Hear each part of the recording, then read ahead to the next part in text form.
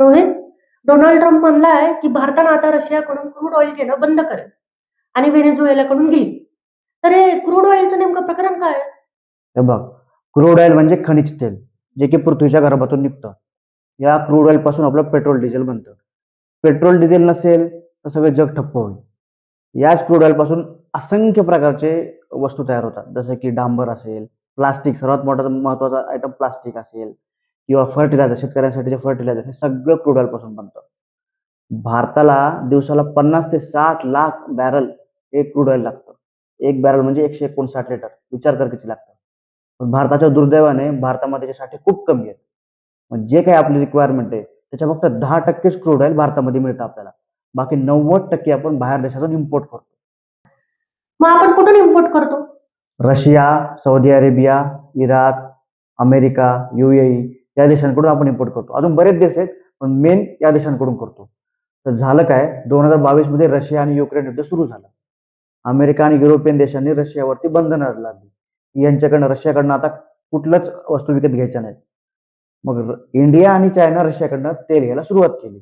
कारण रशिया त्यावेळी कुणीच तेल घेत नव्हतं, म्हणून ह्या दोघांना डिस्काउंटमध्ये विकू लागलं. आपल्यासाठी फायद्याचंच ठरलं ते.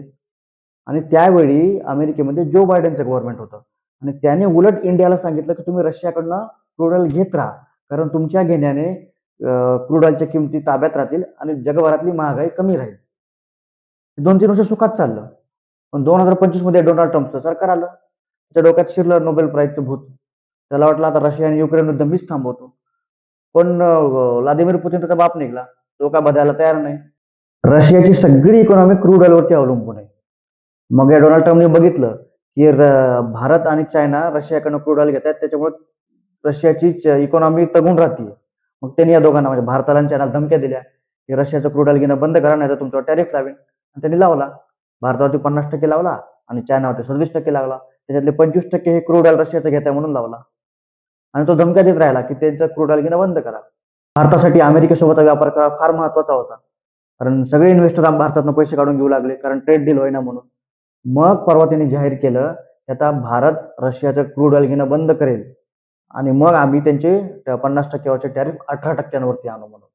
आता अजून तरी भारताने अधिकृतपणे काही सांगितलेलं नाहीये की आम्ही रशियाचं क्रूड ऑइल घेणार आहेत की नाही, पण त्याने तरी एकतर्फी घोषणा करून टाकलेली.